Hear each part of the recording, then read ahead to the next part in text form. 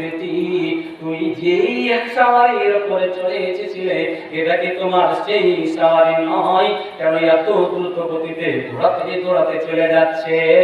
হায় আফসোস, কি হলো? কেমন করে তার সাওয়ারিটা এত শক্তিশালী হয়ে গেল?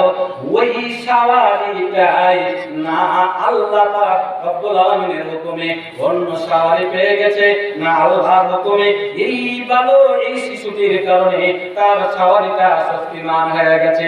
ওরা সব বলাবলি করতে লাগলো।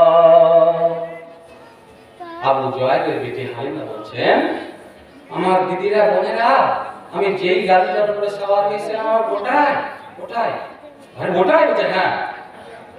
তখন ওরা চিন্তিত হয়ে গেল, তাহলে কি এর সাওয়ারিটা ওই বাচ্চাটাকে নেওয়ার কারণে এত শক্তিমান হয়ে গেল? যাকে আমরা নিলাম না, তুচ্ছ ভেবে ইয়াতিম ভেবে নিলাম না, তার মা বিধবা বলে আমরা নিলাম না। সুবহানাল্লাহ। এবারে চলতে চলতে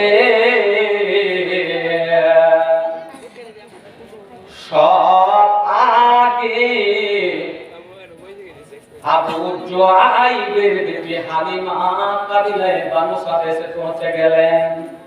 ওরা পিছনে পিছনে আসলো।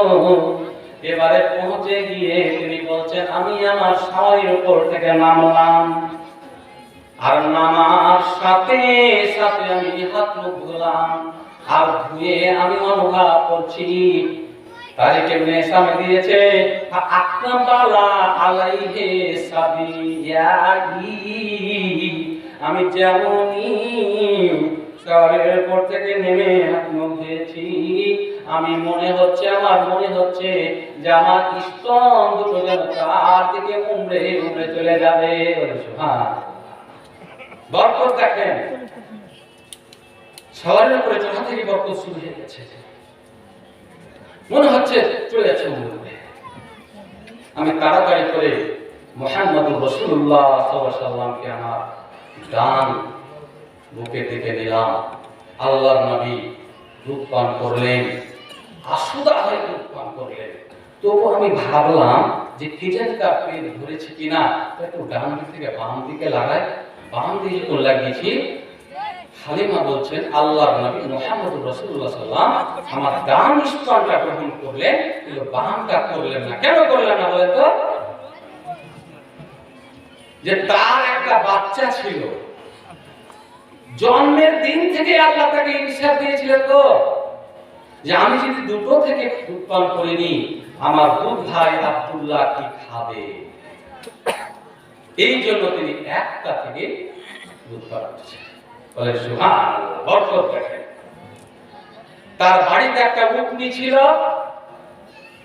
তার স্বামী হারেস উটনির দুধ দুইতে গিয়ে 100 গ্রাম এক পোয়াও দুধ দুইতে পারেনি। তো স্বামী বলছে যে আজকে উটনিটাকে কেমন কেমন মনে হচ্ছে রে হালিমা, যাও তো বালতিটা নিয়ে যাও তো, ডোরটা নিয়ে যাও তো। হালিমা বলছেন আমার স্বামী হারেস যখন উটনির কাছে ঢোল নিয়ে গেছে, দেখছে উটনির থানটা একবার ভরপুর হয়ে গেছে, দুগ্ধপূর্ণ হয়ে গেছে। হালিমার স্বামী হারেস তিনি উটনির দুধ দহন করতে করতে দুধের ডোল ভরে বলেন সুবহানাল্লাহ। কত বরকত! কত বছর দুধ পান করালেন? গোটা 2 বছর এইভাবে দুধ পান করিয়ে বাড়িতে অনেক বরকত দেখতে পেলেন। এবারে ফেরত দিতে হবে। হালিমা ভাবলেন যে দেখি আমার এই শিশুর কারণে বাড়িতে যখন বরকত হচ্ছে, তা আমি 2-4 বছর আরো আমার কাছে রেখে নিব, যদি তার মা আমিনা যদি আমাকে দেয়। ফেরত দিতে এসে তাকে বললেন, আমিনা রে, তুমি যদি আরো কিছুদিন আমার বাড়িতে রাখো, তাহলে তোমার ছেলের ভাষাটা আরো স্পষ্ট হবে, তোমার ছেলেটা শক্তিশালী হবে, তো তুমি রেখে দাও না, আরো তো এখনো অসুখ আছে, হ্যাঁ অসুখ আছে। হালিমা আমিনা ভাবলেন যখন এত আগ্রহ করছে, তাহলে আমি তাকে দিই, কারণ যে অসুখ থেকে বাঁচবে। এই কিছুদিন আগে যখন 2020 সালের 21 সালের যেটা লকডাউন হয়েছিল, 20 সালে, যে এমনই হয়েছিল যে আদরের জামাই বাবু যদি মিষ্টির ঠোঙা নিয়েও বাড়ি এসেছে, তবুও শাশুড়ি মা তার জামাইটাকে সারা তাই এরকম প্রস্তুতি হয়ে গেছিল না? তো কত সমাজে দেশের ভিতরে যখন এরকম অসুখ আসে, তো মানুষ ভাবে যে আমার ছেলেটা আমার এই গ্রামে না থেকে ওখানে থাকাটাই ভালো, এরকম ভাবে না? তো আমি না ভাবলে যখন আগ্রহ করছে এবারে দিয়ে দিলে একটু সংক্ষেপ টানছি, আর 2 বছর, কেউ বলেছে 3 বছর ওখানে লালন পালন করলেন। মাঝখানে 5 বছর বয়স যখন হলো, তখন ছোট ছোট ছেলেদের সঙ্গে বাড়ি থেকে বাইরে খেলাধুলা করছিলেন। আল্লাহ নবী খেলাধুলা করতে গিয়ে ফেরেশতা জিবরাইল এসে আল্লাহ নবীর সিনাটাকে একবার ফিরে দিয়ে জমজমের পানি দিয়ে ধুইছে। বাকি ছেলে যারা ছিল ওরা ভাবলো যেহেতু ফেরেশতাটা এসেছিল মানুষের রূপে, তো মানুষ এসে ফাটছে, তো ওরা ভাবছে হত্যা করে দেবে। ওরা দৌড়াতে, ছেলেটা দৌড়াতে দৌড়াতে এসে তার মাকে বলে, মা এই যে আমার ভাইকে কে যেন এসে একবারে হত্যা করে। দৌড়াতে দৌড়াতে এসে হারেস এবং হালিমা দুজনে এসে দেখে তো অবস্থা খুব খারাপ, তাপটাকে ওদিকে কাজ ক্লিয়ার হয়ে গেছে, আবার টেস্টটা সবকিছু কমপ্লিট করেছে, কিন্তু মনের ভিতরে দেখা যাচ্ছে যে খুব খারাপ। ওরা দুজন পরামর্শ করলো যে এটা রাখা চলবে না, তার মায়ের কাছে রেখে চলে আসে। এবারে মায়ের কাছে রাখতে আসলেন। 5 বছর বয়স হলো। 1 বছর মায়ের সাথে বসবাস করলেন মুহাম্মদ সাল্লাল্লাহু আলাইহি ওয়াসাল্লাম মক্কাতে। 1 বছর যখন হয়ে গেছে, তাহলে মুহাম্মদ সাল্লাল্লাহু আলাইহি ওয়াসাল্লামের বয়স হলো 6 বছর।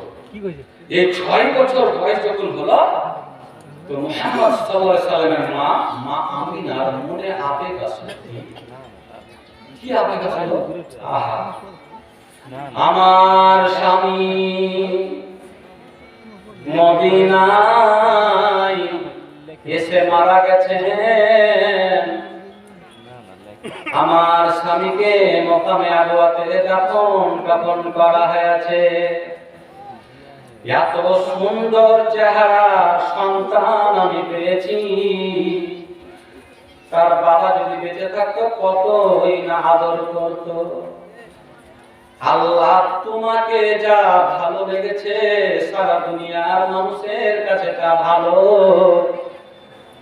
আজকে স্বামীর কবর জিয়ারত করতে যাব। সুবহানাল্লাহ। কয় বছর পরে?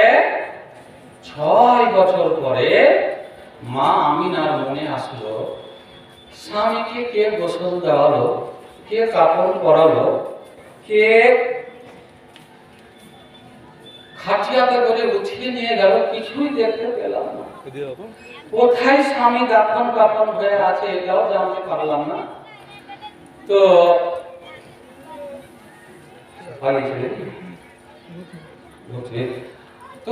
স্বামীর কবর জিয়ারত করতে যাব। 6 বছরের শিশু, 6 বছরের সন্তান, আর একজন দাসী উম্মে আইমান। আর কোন ইতিহাসে আছে তার শ্বশুর মহাশয় আব্দুল মুতাল্লিব।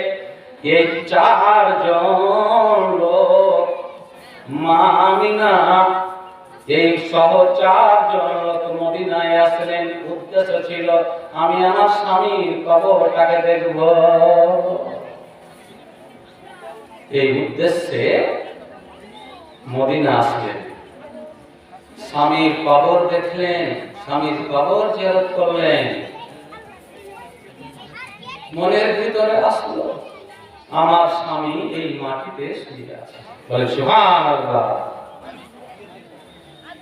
এবারে 1 মাস থাকলেন। 1 মাস থেকে আবার স্বামীর কবরটা দেখে মক্কা ফিরে আসলেন। সুবহানাল্লাহ। যেমনই মকামে আবওয়া এসেছেন, 1 মাস থাকার পর মা আমিনা অসুস্থ হয়ে গেলেন, অসুস্থ হয়ে পড়লেন। এমনই অসুখ হলো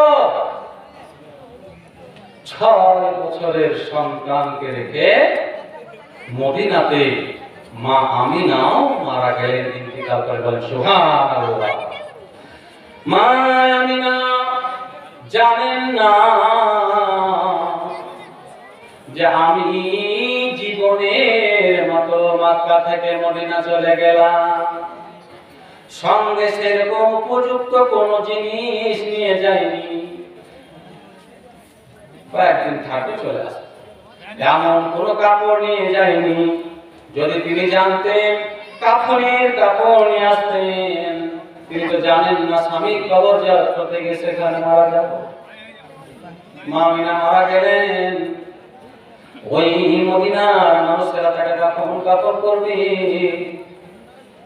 কাফনের জন্য কাপড় খুঁজতে খুঁজতে দেখা যাচ্ছে ব্যাগের মধ্যে একটি চাদর আছে গো, ওটি এমন একটি চাদর যে মাথা ঢাকলে পাটা খালি হয়ে যাবে। আচ্ছা বলেন তো, সাহাবাদের মধ্যে কজন মানুষের কাফন শর্ট হয়ে গেছিল? এখন আমরা কাফন দিই মহিলাদেরকে 5টি কাপড় আর পুরুষদেরকে কয়টি? 3টি। কিন্তু সেই যুগে তো শরীয়ত সম্পূর্ণ আসেনি, ওই জন্য 5টি আর 3টি ছিল না, কিন্তু কাফন পরিপূর্ণ ছিল, দেহ যেন দেখা না যায়। এবার আল্লাহর নবীর যুগেও দুজন মানুষের কাফন জুটিনি, পার দিকে ঢাকা দিয়েছিল না, মাথার দিকে ঢাকা দিয়েছিল আর পায়ের দিকে ইচকির নামক ঘাস দিয়েছিল। কোন দুজন মানুষ বলেন তো? যাতে যারা গ্রামের লোক আছে আচ্ছা, তো ভলেন্টিয়ার যারা আছেন তারা কাঁড়িগুলো বিছিয়ে দেবেন একটু, তাহলে বসার সুবিধা হবে। তো দুজন সাহাবী, বিশিষ্ট সাহাবী, যাদের একখানা কাপড় ছিল কাফনের জন্য, কিন্তু কাফন খাটা দিয়ে মাথা ঢেকেছিল, পা ঢাকেনি। কোন দুজন সাহাবী বলেন তো? একজন হচ্ছেন আমিরে হামজা, যাকে সাইয়্যিদুস শুহাদা বলা হয়েছে। দ্বিতীয়জন হলেন মুসাব ইবনে উমাইর। এই দুজনই উহুদ যুদ্ধে শহীদ হয়েছিলেন। আর এই উহুদ যুদ্ধে শহীদ হওয়ার পর যখন তাদেরকে কাফন দাফন করা হবে, তাদের এমন একটা চাদর দিয়ে তাদেরকে কাফন দেওয়া হয়েছে, যেই চাদরটি মাথার দিক ঢাকা হয়েছিল, পায়ের দিক খালি হয়ে গিয়েছিল, পায়ের দিকে ইচকির ঘাস দিয়েছিল। সুবহানাল্লাহ। আর মহিলাদের মধ্যে আরবের মধ্যে সব থেকে ধনী মহিলা ছিল হযরত খাদিজা রাদিয়াল্লাহু তাআলা আনহা, এবং মহিলাদের মধ্যে সব থেকে ধনী, সম্মানিয়া এবং সুন্দরী মহিলা। কিন্তু তিনি যখন মারা গিয়েছিলেন তখন তার 3খানা কাপড় নয়, 5খানা নয়, 1খানা মাত্র কাফনের কাপড় জুটেছিল। কিন্তু যখন তাকে কাফন দেওয়া হয়েছিল, মাথার দিকটা ঢেকেছিল, পা খালি হয়ে গিয়েছিল, তখন পায়ের দিকে ইচকির নামক ঘাস দিয়ে তাকে কাফন দেওয়া হয়েছে। আমার ভাইরা, কোন এমন মানুষ আছেন যে হযরত হামজা রাদিয়াল্লাহু তাআলা আনহুর কাফনের দাম, হযরত মুসা আলাইহিস সালামের কাফনের দাম, মা আমিনার কাফনের দাম আর হযরত খাদিজা রাদিয়াল্লাহু তাআলা আনহার কাফনের দাম আপনারা দিবেন 1000, 2000, 5000, অথবা 4 জনের কাফনের দাম 4 16,000, অথবা আপনারা 1000 করেও নগদে অথবা বাকিতে আপনারা কি এমন ব্যক্তি আছেন যে যাদের কাফন জুটেনি, তাদের আপনারা কাফনের দাম শুরু 1000, 2000 করে আপনারা টাকা দিবেন। ইতিমধ্যে একজন ভাই আমার বুদ্ধি থেকে এসে উনি 1000 টাকা দিয়েছেন, আর একজন 600 টাকা দিয়েছেন, ওনাকে আমি চিনতে পারিনি, অন্য একজনের হাতে দিয়ে পাঠিয়েছেন। আপনারা এই ধরনের 1000, 2000, 5000 করে টাকা আপনারা এই 4 জন ব্যক্তির কথা বললাম যাদের কাফন জুটেনি, তাদের কাফনের জন্য আপনারা কে এমন আছেন 2000, 4000 করে আপনারা দান দেবেন। হয়তো মানুষের হাতে সব সময় টাকা থাকে না, আপনারা প্রতিশ্রুতি করেন বছরের ভিতরে মাদ্রাসার কাজ চলবে, আপনারা দিতেও থাকবেন। আমার মহিলা যারা আছেন, মহিলাদের ভিতরে যদি আপনারা পারেন হযরত খাদিজা রাদিয়াল্লাহু তাআলা আনহা কাফনের দাম স্বরূপ আপনারা 1000 বা 2000 টাকা আপনারা দিয়ে পাঠাবেন। ইতিমধ্যে আরো কয়েক কলম টাকা এসেছে। আমি আরো বক্তব্য আপনাদের সামনে এখন দেব, আর এখন সময় না থাকলে ইনশাআল্লাহ পরবর্তীতে আপনারা আমার মুখ থেকে হাদিস করার কথা শুনতে পাবেন, নবীর জীবনী কথা শুনতে পাবেন। কিন্তু আজকে আমরা বাইরে থেকে অর্থাৎ আসাম থেকে একজন খুব বড় আলেমকে আমরা দেখেছি। উনি অ্যাকচুয়ালি খুব যোগ্য আলেম এবং বড় বক্তা। আমাদের এলাকাতে যত জায়গায় জালসা হয়েছে উনি এবার ছিলেন। কাতলাবাড়ি বলেন, আরো অন্যান্য বড় বড় মাদ্রাসা বলেন, সব জালসায় ছিলেন। আমি ওনার সঙ্গে আপনার নাসিম ভাগ্নে 1000 টাকা। নারায়ে তাকবীর! আমার নাসিম ভাগ্নে উনি দিলেন 1000 টাকা। আমার আব্দুর রহমান বিন দেওয়ার ভাই আসাম থেকে এসেছেন, বরপেটা ডিস্ট্রিক্টে তার বাড়ি। আমি ওখানে 7 বছর ধরে